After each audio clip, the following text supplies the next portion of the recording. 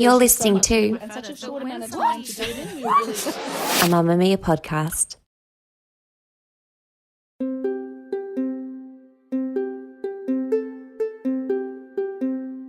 Hi, you're listening to No Filter. I'm not Mia.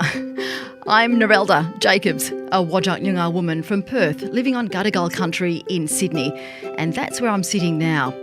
Before we get started, I'd like to pay my respects to Gadigal elders past and present and ask you to do the same for your traditional owners wherever you are.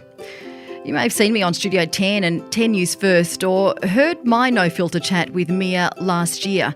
Mia and I became friends after that, and she must really trust me because she's given me her baby No Filter just for the week, but it's a pretty big week. I have never celebrated Australia Day based on the fact that I just don't think that we have an inclusive society. It's not an appropriate time to celebrate the times in which our world changed. The celebration of that day actually for our people is, it would have been catastrophic times. And we still to this day are recovering from that with the intergenerational trauma and the displacement and everything else that comes. January 26 means different things to different people. Some will celebrate, some won't. Actually, probably all First Nations people won't celebrate. Changing the date is a subject really close to my heart and the three Aboriginal women you're about to hear from. Starting with a woman who's helping unlock leadership potential in other First Nations women, Robyn Smith Walley. Kaya Kwapatok Yok, Ngunkut Jurup and Nunogwangin. So I just said my heart is very happy to be speaking with you today, and I have an incredible smile on my face. I can't see it, but I can feel it. It's so good to be here and having a yarn with you, Narelda. Yeah, I mean, it's been a long time since we've chatted. Robyn, I've just respected you over my entire lifetime. When I think about home, I think of the really strong leadership that we have, and you are one of those people that have been a strong leader as I've grown up, and that's evident in what you've set up, the WA Aboriginal Leadership Institute and the Yorga Biddy program. Can you tell us a little bit about that? We've been an organisation for over 2 years now, and we've been running our Yorga Biddy program, which means women's trails or women's journeys, for the last 5 years. We've got close to 150 Aboriginal women who are graduates of our program. There's been career changes. There's women who come out of the program and they go and ask their bosses for promotions. They speak up. They found a voice. I think the basis of our program is that we actually bring a cohort of women together from, diverse backgrounds who meld. They build incredible relationships with each other, incredible support networks, and they take away a whole lot of skills. A lot of the women are already leaders in their own communities, in their workplace, in their families. Sometimes they just don't know it. So coming through our program, it runs over a 5-month period. They come out of there with a whole lot of skills. Robyn, I emceed a conference, a family and domestic violence conference that attracted leaders in that sector from all over the country and also from overseas as well. And a recurring theme of the conference was that these industry leaders were getting up and they would say that when we deal with First Nations people in the family and domestic violence space, number one, we acknowledge the impacts of colonisation, and that a lot of the issues that First Nations people in Australia are experiencing today are a direct result of colonisation. And it really struck me then, because I thought, here are people who are experts in their field recognising that before the rest of the country is recognising that. And I thought to myself, when people come in that space in particular, there would be just an incredible softness when a professional opens a conversation in that way. And do you think that's really important for Australia, to open the conversations that we have about our future in that way, to talk about colonisation as, having those direct impacts? Oh, absolutely. I mean, as we both would know, coming through our education systems, whilst you are living through the impact of colonisation through legislation and everything else that affected, our people gone before our era and the people that are coming through, there hasn't been enough conversation. And I think education has a lot to do with that the right stories haven't been told. That goes directly back to exactly what Even the Uluru Statement speaks about that, we are not recognised in the Constitution.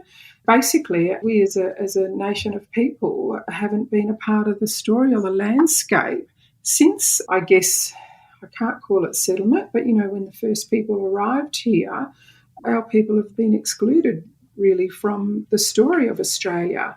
And there's so much that points back. And, we were listening to the Dark Emu story in the car on a podcast coming down. And the way that story is told, there is so much scientific, if we need to have that evidence. It's saying that our people have been here for, maybe even 100,000 years plus. It's been a long, long time. We have so much history and connection here. Doesn't matter what's been kind of dished out to us either. Even though there's been a lot of sadness and a lot of loss, we have still prevailed and we still continue to keep this strong connect here. And we weren't the hunter-gatherers that they made out, that we were taught in school. We weren't just opportunistic hunter-gatherers. There was method to it. Our people were the first scientists. We created those plastics that made the glues to make our tools and equipments. Even our whole bloodline system and the whole kinship system is based up on science because it actually is a bloodline thing. It tells people who they can and can't marry so that you keep the bloods pure, so that then you don't have all those other, sicknesses and illnesses that come with that sort of thing. So our people are very, very sophisticated, and the technology and the science that's been here for a very long time is just incredible. So much recognition that was never honoured, I believe. And fire management, there's still a lot of conversations about fire management and going back to that traditional knowledge of burning in mosaics and following the wind patterns in the hottest months, which completely turns on its head what has been done for the last couple of 100 years. Yeah, that's right. Well, and there has been, thankfully, a lot of conversation about, burning of country and fire management. That knowledge is there. There is actually recorded knowledge now for people if they wish to tap into that. Yeah. Robyn, how do you feel about January 26? Okay, so I believe that the date certainly does need to be changed because we need to have a day that is inclusive of everybody. And January the 26th has actually not been a day for our people to celebrate.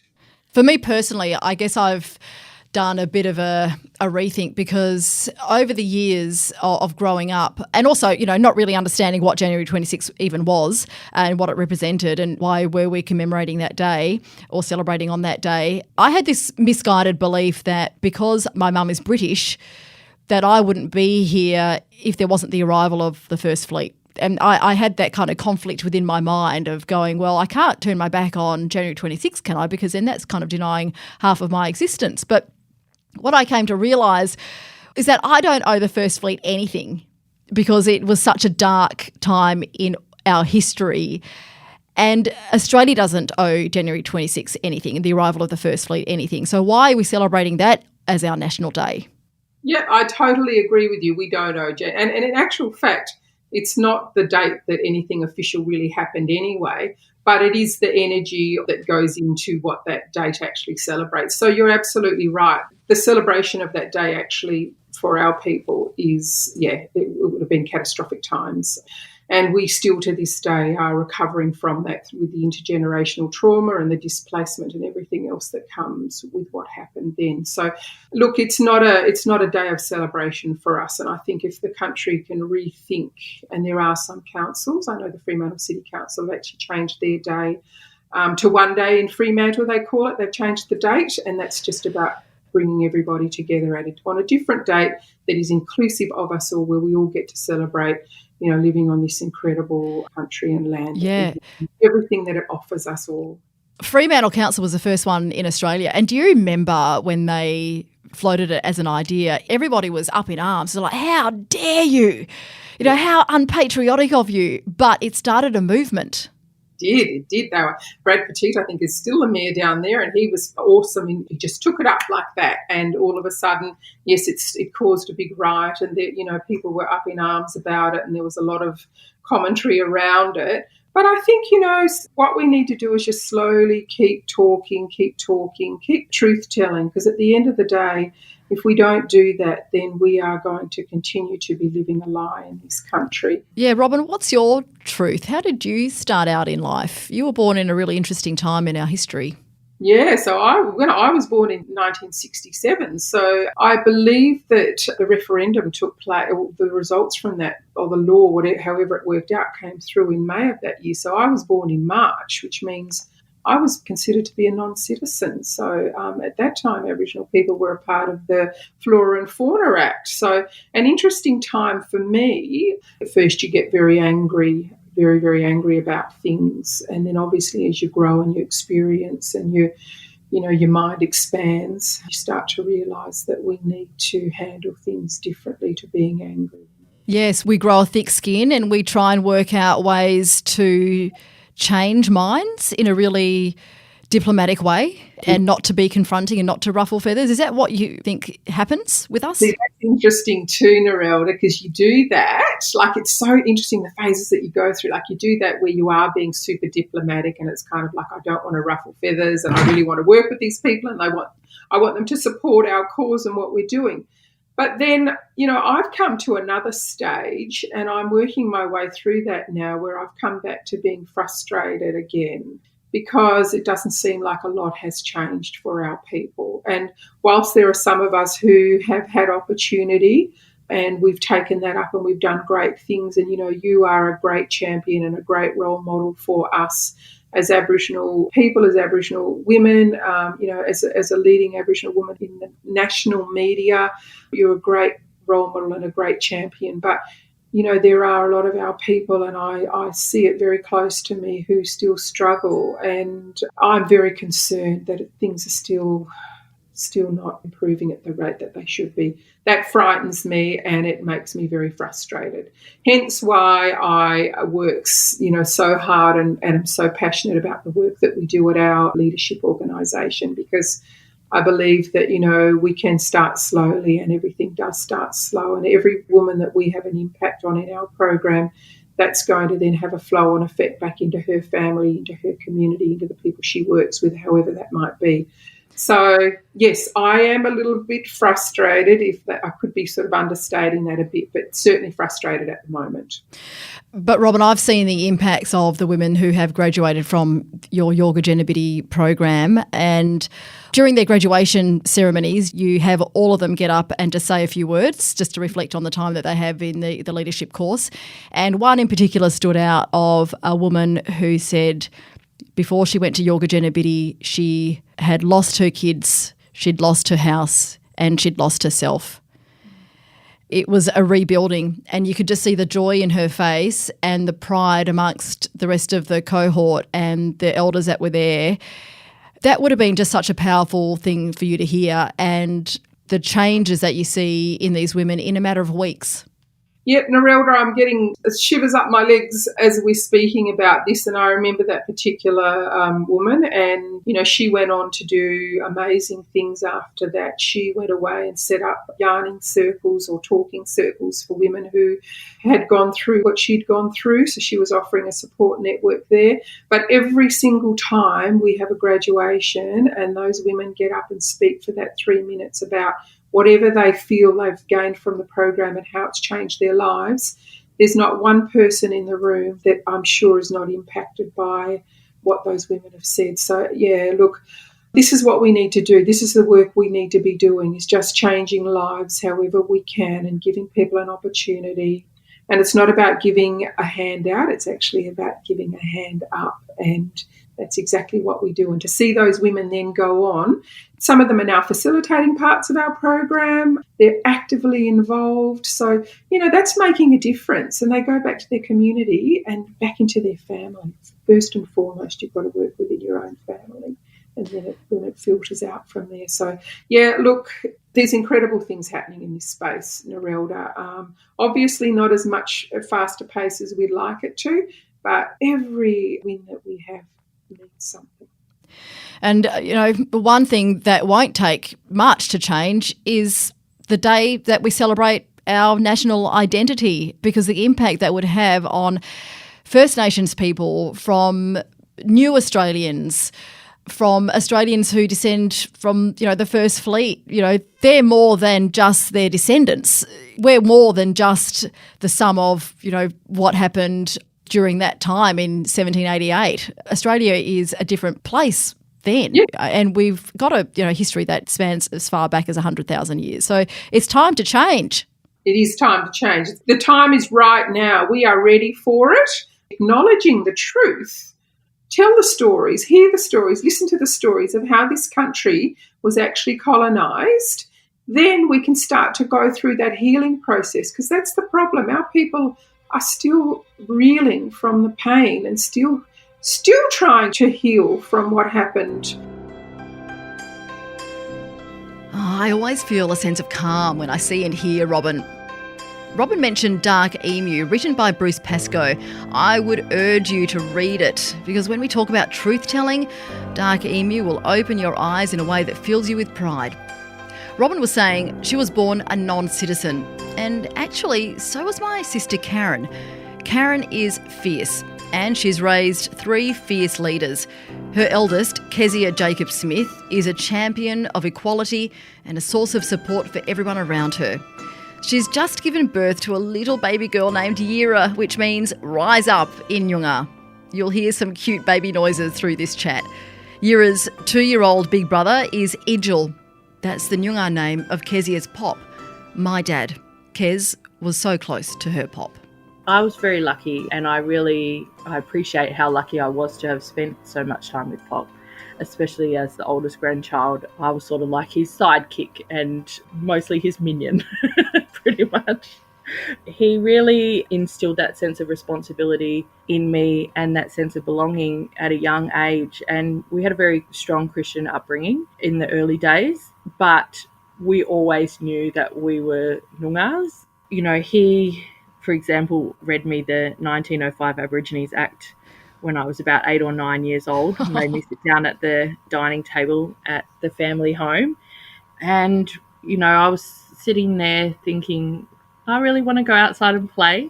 But we had a bit of a discussion, and, he talked me through a lot of the points, because I was at the age that he was when he was taken away from his family. And that document enabled him to be taken from his family. Wow. He basically said to me, so what do you think about that? And I said, well, it doesn't sound very nice, does it, Pop?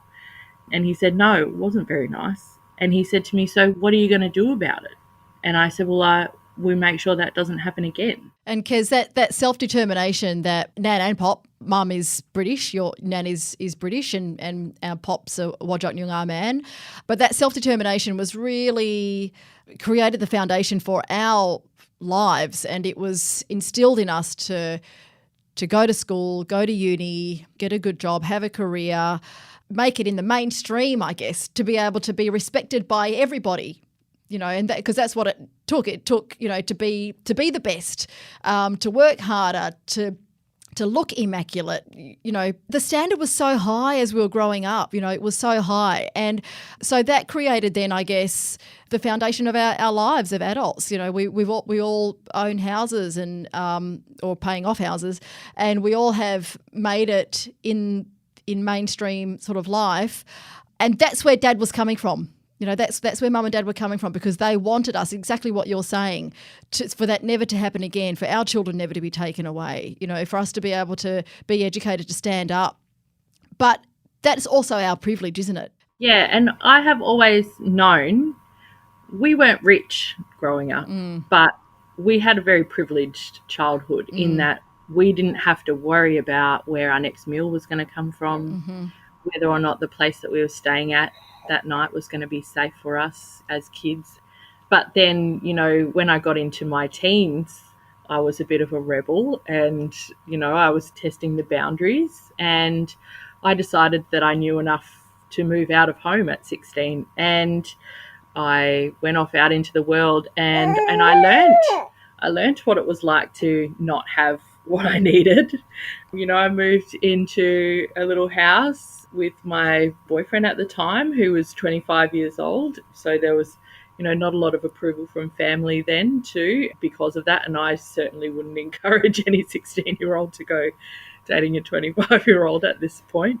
But I learned a lot of lessons, and I think the main one that I've been able to appreciate is understanding what it's like to not know where your next meal is going to come from, and to not, be able to have a hot shower in the morning and not be able to wash your clothes, not be able to do a lot of the things that I had taken for granted as a kid. And then there's been other times when I've also seen that in action too. And, everything within me at that time made me shame, I suppose, because I didn't have a lot of those things that I needed to feel good about myself. So I couldn't promote that image that our family had instilled in me was the important part of showing that you were worthy and that you were respectable and all of those sorts of things.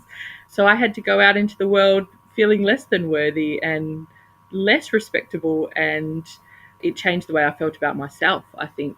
So you had a glimpse into the lives of people impacted by intergenerational trauma.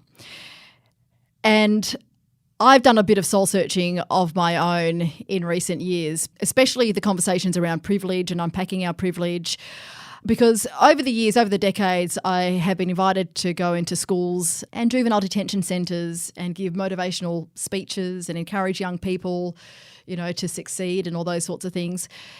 And the crux of the message is to succeed in the world created by the colonisers, rather than the world looking at different ways to help people succeed, minorities succeed, where learning may be difficult from the mainstream and that sort of thing. And a lot of the messages I find myself saying is, you can do it, you can go to school and you can go to university, but those pathways, that's my privilege speaking, because those pathways aren't available to just everybody. And there was one particular time when I was in talking to boys in juvenile detention, and I said to them, for a moment, let's think that racism doesn't exist and you are treated how you treat others. And they were almost up in arms, and it took me so long to bring them around and to I don't even know whether I hammered the point home at all, but it was just to kind of say to them, you need to work within the confines of society to be able to succeed, and you can do it, But that's not true for everyone. And I guess that's probably a window that you got into the intergenerational trauma, because the privilege that we kind of say, go to school, go to university, get a job, make a career, buy a house, go on holidays, when you can, it's not afforded to everybody else. And that's the conversation that we're having as a country, and that's why we need the change. That's why we need the reforms. And it's something as simple as changing the date. Yeah, it's definitely a start. I have had to recognise my privilege in lots of situations, like even on public transport. As a fair-skinned Noongar, I was sitting in amongst all my friends years ago when, we were all going out one night. The train guards came to ask everyone for their tickets, and they asked everyone except for me. And I was the fairest skinned one out of all of my friends that were there. And we were all at uni. We were all, trying to continue our education and looking to further ourselves and just looking to have a nice night out. And I said to the train guard, so are you not going to ask me for my ticket? You're just going to ask all of my brown skinned friends that are next to me and my family? I've been there at times also on public transport where a lady had her bag stolen, and the train guard came on and said, was the person Aboriginal? Yeah, going to shops and you're getting followed around and all of those sorts of things. It's all of those little things that even just before you get to those services where you're about to be discriminated against in some way, indirectly or directly as an Aboriginal person. It's chipping away at your confidence and your self-esteem. And absolutely. But also your ability to manage that. Your ability to be calm and to have to take these situations each time just dwindles just a little bit. And especially when we're looking at teenagers, they're not built to deal with conflict yet, out in the world. And they're having all of these things directed at them pop down to the shops to go and get some things that your mum wants for dinner and you're being followed around by a security guard. Well, that's going to really start to play on somebody's confidence and their ability to deal in those situations over time. And then flip that, and if the services were provided in culturally appropriate ways, if people were respected as soon as they walked in the door, and respected when you walk past them on the street, the flip side of that is creating confident people who stand tall and can do anything. Yeah, absolutely. And it's not a matter of people not doing their jobs. You know, at my local IGA, I really got quite upset one night because I saw these two little boys and they were just there counting up their little change that they had in their hands and trying to work out what could they have, you know, from the shelf. And they were going through, and less than a metre away from them was the security guard. And he was following them right through the whole shop. Oh. And I looked at him and I said, mate, do you really think that you're doing your job properly here? I said, these little boys are counting up every single little cent that they've got to get something. And you're following them so closely right next to them, almost insinuating that the second that you turn away, they're going to go and grab stuff and run out of here stealing. Can I speak to your manager? And I know this is a bit of, you know, like a Karen kind of thing to do. Which is what your mum's name is, actually. I understand exactly what you're saying, because those little boys, that's the rest of their life then, isn't it? But it doesn't have to be like that. And something so simple as changing our national day can impact those little boys' lives in a really positive way, because it will change the thinking of service providers, of security guards, of people who are there to protect us, people who are there to treat us when we're sick, and all those sorts of things. It will start to change the mindset so that we can then all live together and there's not suspicion or people are threatened, you know. It's the start of a conversation, and for a lot of people, it takes a change like that for them to start to think, hang on a second, maybe I didn't know, maybe I didn't have all the answers, maybe I should look at this a little bit more, maybe I should listen to the perspective of an Aboriginal person in this conversation instead of, you know, it just being me, what I've heard. I do think that the, you know, changing the date definitely prompts that conversation in many people. I mean, even just Triple J moving the Hottest 100, that in itself started a conversation for a lot of younger people that had never had that conversation before. And they went, oh, why is Triple J changing from Australia Day? That was the best part, you know, about the whole day. Yeah. Being able to listen to the music and have a barbecue and all of that sort of thing. But it prompted a conversation. And I actually was on a work site with Pop, and we got approached by one of the young tradies that was there on site, his electrician, and he said, how do you feel about Australia Day? And I said, oh, well, I don't celebrate. And I was waiting for him to say to me, oh, why not, you know, blah, blah, blah. And that was my own way of discriminating against him, you know. That was your bias against him. I went, oh, here we go, I'm getting ready for an argument. And he actually said to me, I can understand where you're coming from. An ally. They're so precious, aren't they? It was amazing. I was just super caught off guard. And what did Pop say? Well, he just sort of sat there with a bit of a grin on his face, and he let me have the young people chat.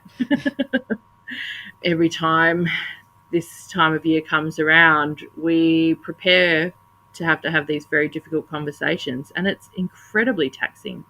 I've had to have very difficult conversations with people in my workplaces, people that I grew up with, even more distant family members and close family members. And it's like, you know, you've got to really prepare yourself for this time that almost feels like you're about to go into battle, you know, with people that you really care about, because they are going to struggle to see any perspective other than what they've been bombarded with their whole life, pretty much. Yeah.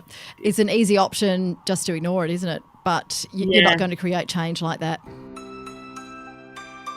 I missed my family in Perth just a little bit more after chatting with Kez. It also reminded me of something Kezia's younger brother Ezra said to me after he graduated as Dux from high school, then went on to study engineering.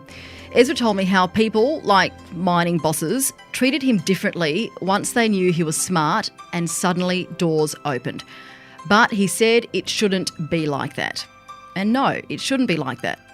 We need to change up our thinking around success, in particular the pathways to success. The film In My Blood It Runs is a perfect example. Please see the film In My Blood It Runs. Someone who's worked hard to achieve so much is Teela Reid, a Wiradjuri and Whale woman from New South Wales. Teela's voice is strong and it's getting stronger. You may have seen her on Q&A, The Project, The Drum, NITV's The Point. You may have read her work in newspapers or on socials. Last year, she co-founded the phenomenal Blackfella Book Club. Their Insta page is full of reviews of First Nations authors and illustrators. Teela is helping to shape Australia's future, all while she works as a criminal lawyer. Teela, you are a criminal lawyer. You represent clients every day in courts. I read an article recently from the UK of a black lawyer, a man, who kept getting mistaken for his client. Has that ever happened to you in a courtroom? Yes. I think probably most black lawyers in court as advocates have been mistaken from what I've experienced, particularly people who look obviously black, like me. And it takes a lot of composure in those moments. And I can't say it frequently happens anymore because I've worked so much in the courts here, particularly in the inner city. I work in particular courts. So, now everyone knows me as a lawyer. I think it was probably more apparent in the beginning where there aren't many advocates that are obviously black in a courtroom. And so I think that challenges the status quo in many ways. There are so many assumptions about what a lawyer should look like or what a lawyer should speak like or, how they should advocate or just being in a court and thinking that, well, of course, this black woman is the client and not the advocate, not the lawyer. But look, I must admit, I really pride myself on taking my profession very seriously and that it comes with a privilege and responsibility. And that responsibility to be a good advocate isn't just about me, Teela, the person. It's about what it means to my people who have for so long been excluded from these institutions. And breaking through those barriers comes with responsibility, but it also comes with the reminder that every step we take forward is not just an individual one, but a collective one. And we have absolutely every single right to be in these spaces, occupying these spaces, and our black bodies don't always have to be in that defendant box. They can absolutely be at the bar table or the bench. That's a symptom of systemic racism right there, isn't it? When a black lawyer walks up to represent someone and is assumed that you are the client. That is systemic racism. Wouldn't you agree? It's an outcome of it, I would say, that assumption. I think that systemic racism can be difficult for people to comprehend if they haven't experienced it themselves. So, for example, my experiences of these systems have in many ways been racist experiences because we've been excluded from them. For other lawyers or people who operate in these institutions, so there are many other professionals that work in these spaces that aren't lawyers, but for many of them, these are their spaces. This is the institutions that were built for them. And so systemic racism is harder to comprehend because they're not experiencing the brunt of those comments firsthand when they're assumed to be the defendant and not the lawyer. I think that probably the better way to look at it is to look at the statistics over a period of time in Australia when it comes to Indigenous incarceration have been on the rise. And they're not on the rise because crime has risen. They're on the rise for a number of different reasons. For example, the prison population of Indigenous women has risen by 148% since the Royal Commission into Aboriginal Deaths in Custody. Wow. And not because more Indigenous women are committing more crimes. It's other things. They're more likely to be victims of domestic violence. They, for example, may be remanded at a higher rate where their bail application is unsuccessful as a result of things like not having secure housing or not having appropriate mental health services to be diverted to, culturally appropriate services. The real test around bail, or the ultimate principle around bail, is community safety. The court weighs up a lot of things when it is determining whether to let someone out on bail. For someone who doesn't have a home, who has a complex mental health issue that might be aggravated by substance misuse, is more likely, and I'm speaking in general terms, to be considered a risk for not coming to court, things like that. So if you break down the statistics in Australia, it's not necessarily that people are committing more crime. It's because a lot more people as well are being remanded. Or the other thing is, if people are sentenced to prison, especially in the lower courts where there are more matters, they might be getting short fixed sentences like 3 months, 4 months. And on those kinds of sentences, you don't have what we call a parole period to kind of supervise you back out into the community. I think that there are lots of complex reasons why, but I think it comes back to this. We have to question ourselves in Australia. Why is it that Indigenous women in particular have been the highest incarcerated over a period of time? And I think as well, things like in what we saw in Western Australia in 2020, the Sisters Inside campaign to try and stop the incarceration of people for non-payment of fines. So long overdue. I mean, we all saw the images of Ms. Dew, the horrific images of Ms. Dew, and also Tanya Day for being, drunk in public. I mean, in Victoria, Melbourne, how ridiculous is that when, within a space of 5 minutes, a non-Indigenous woman was driven home by officers that were meant to protect Tanya Day and make sure that she was home. Instead, she got locked up. And, so I understand exactly what you're saying, that people are locked up without charge and many aren't even convicted, and convictions that they do get are for really minor things that they shouldn't really be inside for anyway. It's so wrong. And, Teela, you're on the forefront of reforming law, which, to do it from within the legal profession, how difficult is that? It has been challenging to navigate. With respect to kind of the advocacy I've committed myself to, I would say, 3 particular reforms in my lifetime. I have been a thinker and a key designer of the Walama Court, among other many great lawyers who I have learned so much from. And the Walama Court is a proposal for the New South Wales government to create a culturally appropriate court within the district court jurisdiction to allow, essentially, First Nations peoples to come before this court and tell their story in a culturally appropriate way, and where there are elders and respected persons sitting at the decision-making table.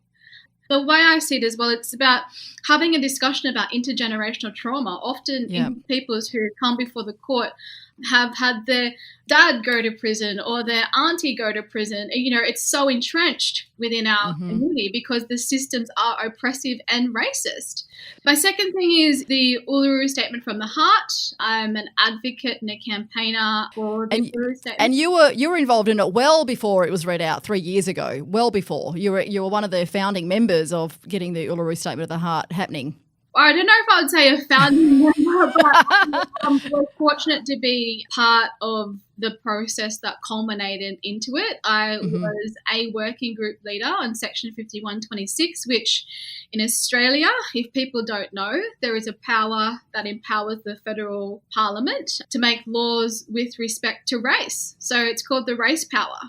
And that power has only ever been used in the context of Indigenous peoples. And the High Court has said, while Parliament is empowered to use this power, that power can be not only for the benefit of Indigenous peoples, but it can be for the detriment of Indigenous peoples. So I was the working group leader on that power, and it essentially calls for 2 legal reforms. The first is a First Nations voice enshrined in the Constitution to Parliament. And the point of it being enshrined is really important as well. It's to ensure that it's enshrined in the Constitution so no Parliament can take that away, which we have witnessed in the past, where as many Australians would know, there were other bodies in the past, such as, ATSIC, the Aboriginal and Torres Strait Islander Commission, and John Howard abolished that because there was no protection.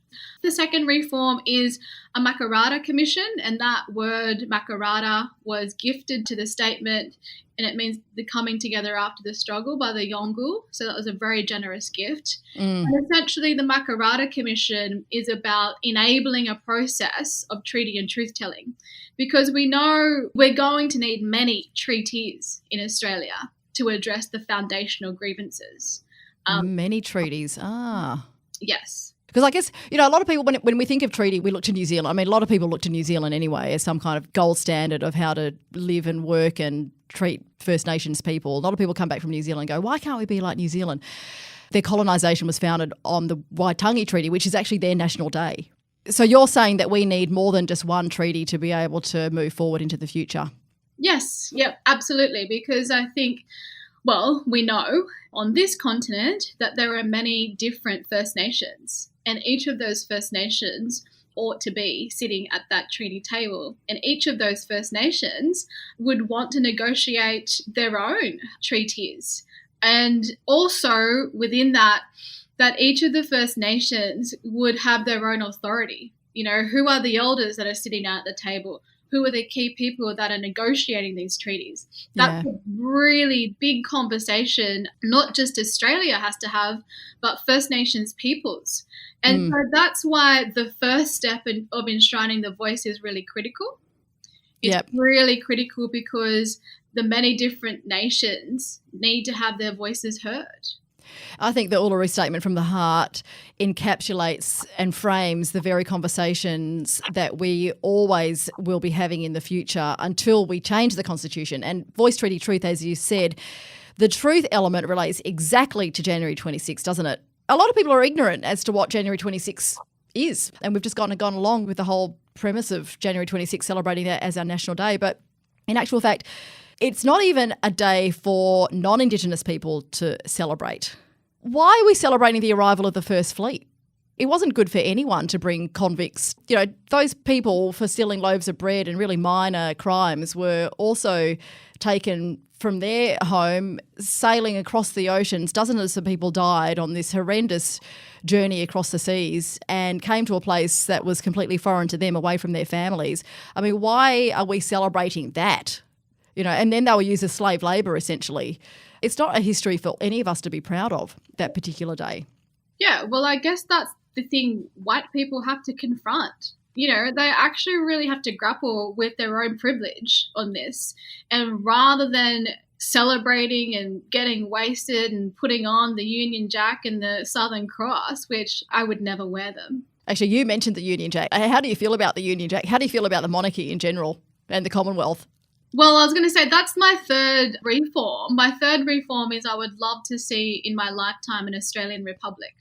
So we rewrite our story, we make it inclusive, we have bigger and braver conversations about our national identity rather than just what the Prime Minister did this rolling into 2021, changing one word in a racist colonial anthem, which I think is such an affront and an insult to us as citizens. That we are so much more intelligent than settling for a one-word change, that we should be thinking much bigger about our nation's story and what that looks like and the things that need to be changed, and not just symbolic things, but most importantly, when we're talking about concepts of sovereignty and First Nations, where does First Nations sovereignty fit in this narrative? Our sovereignty links us to our land. It links us to our stories. It connects us as First Nations peoples. It connects us in so many sacred ways to this land and this continent. And the stories are linked to the land. And I think that when we think about Indigenous sovereignty, there has been now for so long in this country an assumption that it just doesn't exist. And I think that's what's so powerful about the Uluru Statement from the Heart. It asserts First Nations sovereignty, but it also is an invitation that it can coexist with the Crown. And so I think we ought to be brave enough to have bigger conversations for things like an Australian Republic. Yes, absolutely. Do you think that will happen in our lifetime? Yes. Would you like to put a date on it? I reckon we are very capable of having that conversation in the next 10 to 20 years. Wow, that's so good. I mean, it's all about planting the seed though, isn't it? I mean, the seed to become a republic has been planted decades ago. In fact, the seed to have a Makarrata and treaties have been since colonisation, since invasion. Actually, now that I say invasion, what do you call January 26th? It's Invasion Day to me. It's Invasion Day. It's Invasion Day to you. It represents genocide and colonisation, and I think it's disgusting that people celebrate it. You know, we know as First Nations peoples in 1938 that Aboriginal people protested outside of Australia Hall in Sydney and declared January 26th a day of mourning. A mourning in which it's not an appropriate time to celebrate the times in which our world changed. And I think that celebrating it is just actually makes me feel really ill. Yeah. I think that there are ways in which we can commemorate it. Absolutely. Yep. I think there are ways in which we can harness it as a conversation, because it can be a really difficult and uncomfortable conversation for people to have in their families, among their groups. And I think that that's actually where we need to get to. We need to get to the uncomfortable shit. Yeah, some people just switch off. Some people, it's too confronting. They have this misguided belief of what patriotism looks like. Patriotism means that you support Australia Day no matter when it is. You sing the anthem no matter what the words are because you're being a patriot. But we can all be patriotic and not give a nod to colonisation and colonialism and invasion. I think the one thing that we need to do as a country is go on a journey of healing. In order to do that, we even know from an individual level when we're dealing with our own traumas and scars that we actually have to confront that challenge first. And I think as a nation, we've had leaders that have avoided the truths of history. We've had leaders that have been in denial about the existence of First Nations. And I think that that has in many ways created this culture of, let's get over it. Yes. And that's what I was going to say. We all hear about 3% of the population. That equates to just over 800,000 First Nations people in Australia. So a lot of people out there would go, there's so few First Nations people, why can't they just sort it out? Some, not all, but many non-Indigenous peoples just simply don't want to confront the truth that there is really hard work to be done in this country about the unfinished business of our nation's story. Yeah. And that First Nations peoples, it comes back to this, First Nations peoples never consented to this invasion. First Nations peoples never ceded their sovereignty to their lands. And that is the core of the argument. People often say changing the date is symbolic. It's rhetoric and it won't fix violence against women and children, incarceration rates, life expectancy, infant mortality, literacy and numeracy. Well, a wise person once said to me, actually the wise person was Wesley Enoch, Sydney Festival director, and he said it to me this morning. Anyway, a wise person once said to me, those things are symptoms of the disease. The disease is systemic racism, and it began in 1788 on January 26. There is nothing worth celebrating on that date. And I know there are lots of conversations yet to be had around an alternative date, a referendum question, but let's first agree to scrap January 26 as our national day and accept the reasons why. As Reconciliation Australia says, we need to stop being safe. It's time to be brave. The time is right now. We are ready for it. And I hope that we can move forward into a space where we can start to chip away at some of this systemic change that needs to happen, and then we can all feel like we've got something to celebrate. The Australian people should absolutely appreciate the power they have to make this happen. Thanks for listening to No Filter. It's been a pleasure to be in your ears. Don't worry, Mia will be back next week. And for any book references, including a couple of Teela's favourites, please see the show notes. I'm Narelda Jacobs. Goodbye.